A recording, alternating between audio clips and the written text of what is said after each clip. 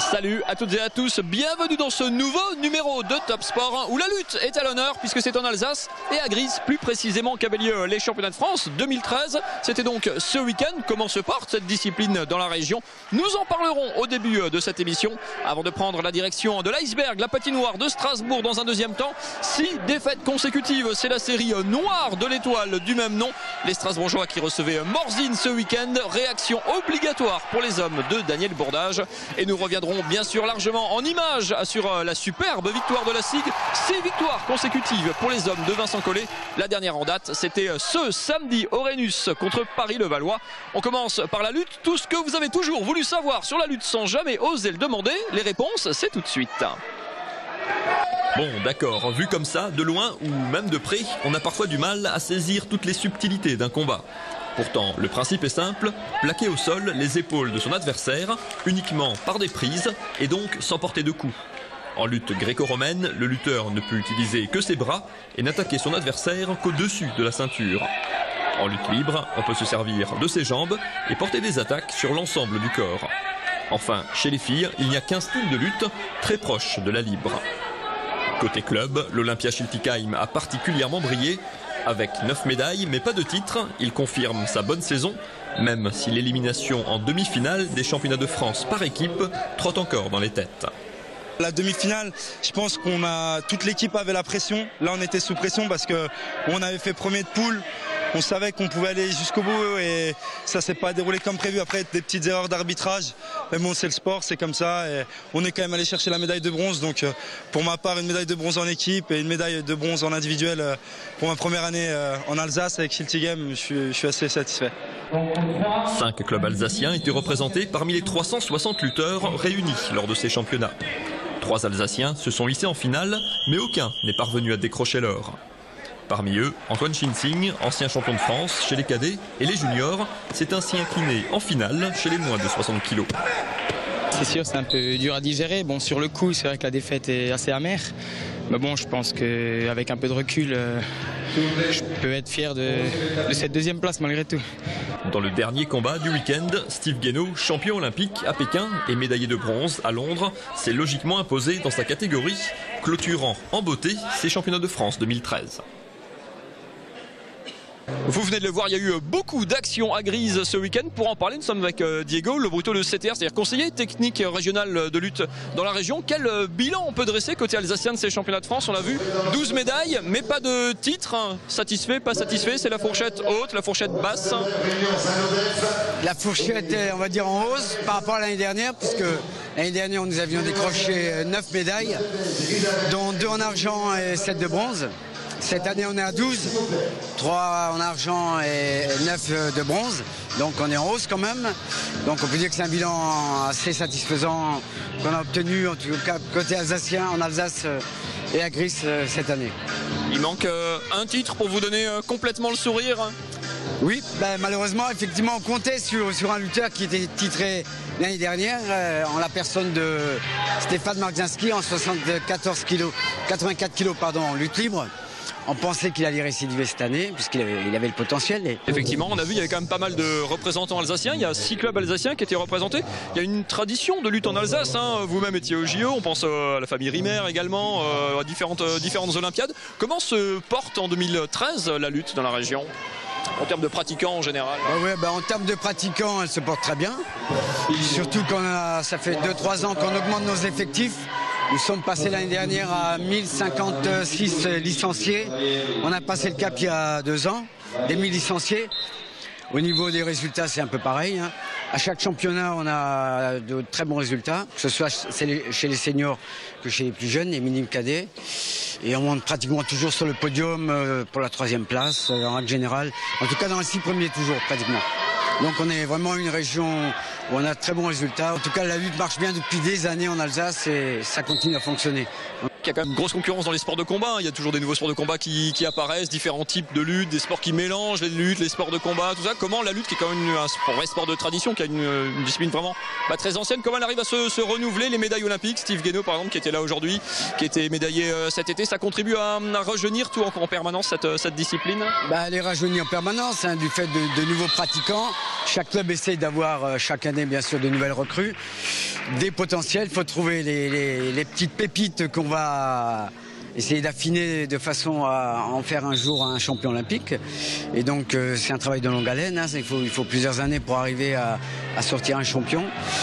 Comme dit, si on arrive à déceler les garçons qui ont des potentiels et qui sont doués au départ, on y arrive plus facilement et on gagne du temps sur les années. Mais il faut partir de là, quoi. Il faut partir avec des jeunes qu'il faut essayer de garder, fidéliser, et un jour on arrive forcément à avoir un résultat. Allez, on va quitter Gris et les championnats de France de lutte. On va prendre la direction de l'Iceberg donc pour parler de hockey sur glace. Avant ça, retour en images sur la superbe victoire de la SIG dans le match au sommet de la 16e journée de Pro A. La SIG qui a pris le meilleur et qui s'est emparée de la première place en disposant du Paris-Levallois. Les meilleurs moments de cette rencontre avec les commentaires en live d'Aurélien Gasser, c'est tout de suite. Fitch avec Campbell, Aginsa en tête de raquette. Et c'est dedans. La SIG ouvre la marque dans un Rhénus chauffé à blanc. La défense bien collective des Strasbourgeois, puisqu'ils étaient 3 autour de Chalmer. Jeff Greer à 3 points.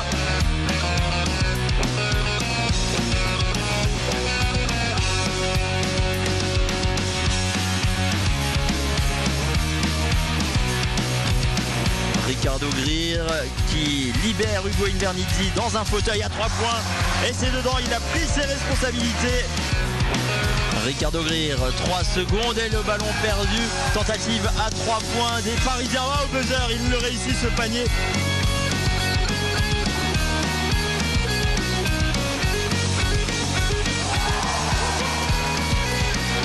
Jeannot qui va trouver Gérald Fitch en fin de possession. Oh, ce panier il est incroyable. Gérald Fitch qui marque avec la faute. Rebond pour Malène Endoy. Ballon récupéré par Jeff Greer à 3 points. Oh, c'est extraordinaire. Deuxième panier au buzzer.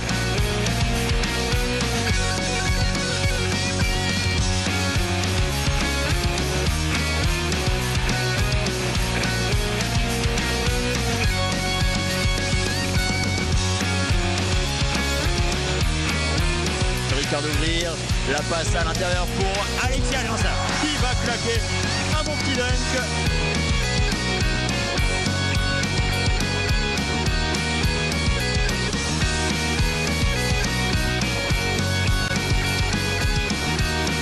Campbell avec Duport pour Jeff Greer à 3 points. Jeff Greer encore à 3 points.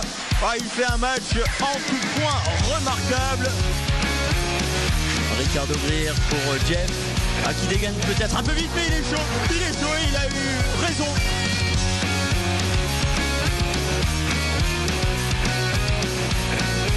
Ricardo. Le aller-oop avec son frère était dedans. Jeff Greer, meilleur marqueur de la partie.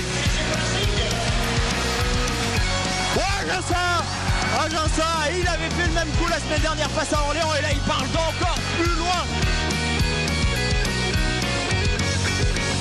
Ricardo Greer, si les Alsaciens marquent à 3 points, ils reprendront le panier à virage. Jeff Greer derrière la ligne qui tente le shoot, il est contré par Antoine Dio. Alors la SIG l'emporte et s'empare de la tête de la Pro A, seule en tête devant Chalon. Paris est relégué à une victoire. On continue donc comme prévu cette émission à l'Iceberg à Strasbourg. Vous venez de voir la superbe série de la SIG, 6 victoires consécutives. L'Étoile Noire vient d'enchaîner, elle, une 7e défaite en recevant Morzine ce dimanche soir. La série noire continue pour les hommes de Daniel Bourdage. On en parle avec lui dans quelques instants, juste après le résumé de cette rencontre entre l'Étoile Noire et Morzine. Fâché avec ses débuts de match, depuis un moment, l'Étoile Noire rate encore son entame. Moins de 4 minutes de jeu et le Canadien Shane Lust va au bout de son action et ouvre le score pour Morzine. Une fois de plus, l'Étoile Noire va courir après le score et bombarder la cage des visiteurs. Dominé, Morzine reste dangereux, en contre, mais Vladimir Jadlowski veille au grain. Les Strasbourgeois vont être récompensés juste avant la pause. Julien Burger sert Lionel Tarantino qui égalise d'un joli tir.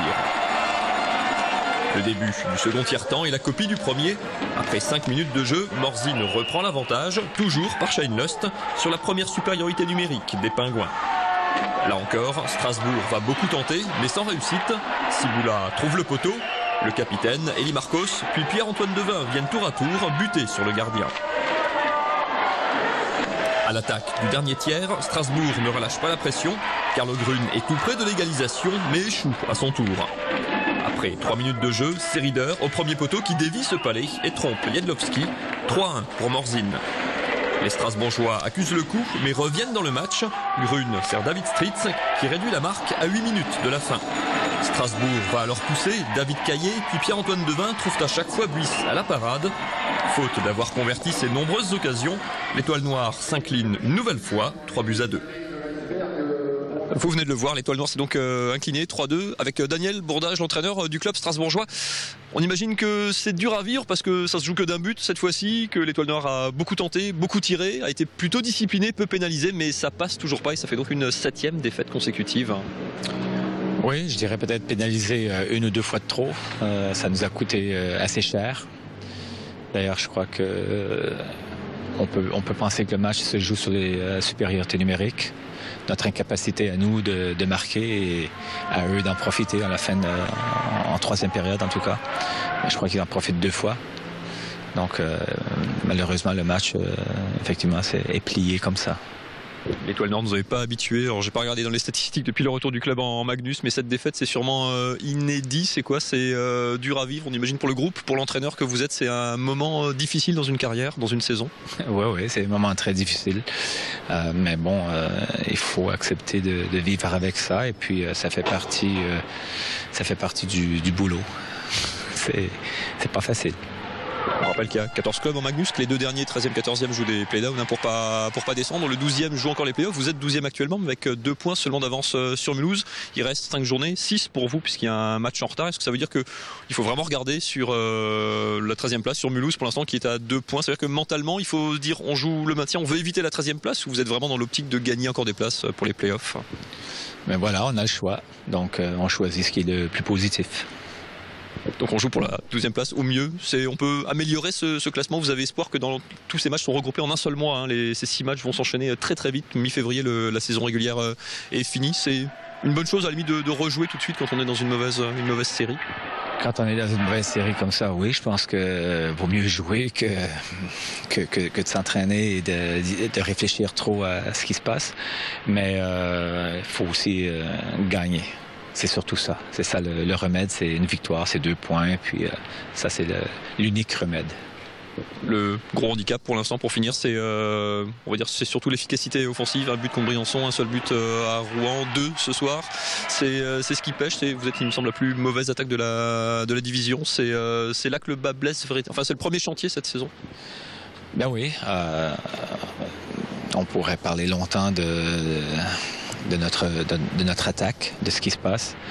Mais on peut dire qu'elle nous oblige à ne pas donner beaucoup de buts. Et c'est vrai que ça devient un peu lourd quand on voit que l'adversaire marque. Ces derniers matchs, ils ont souvent marqué les 3 premiers buts de la rencontre et souvent en première période. Donc, connaissant notre attaque qui en ce moment, toute la saison a eu beaucoup de difficultés, c'est difficile. Merci beaucoup Daniel et bon courage à l'Étoile Noire pour le mois qui arrive, qui sera donc très important. Déplacement à Grenoble mardi soir, réception de Dijon ce samedi ici même à l'Iceberg. Et c'est déjà la fin de ce Top Sport. On se retrouve bien sûr lundi prochain pour une nouvelle émission. D'ici là, n'oubliez pas, vous pouvez revoir cette émission et tous les autres programmes de la chaîne en live ou à la demande sur le www.alsace20.tv. À la semaine prochaine. Bye bye.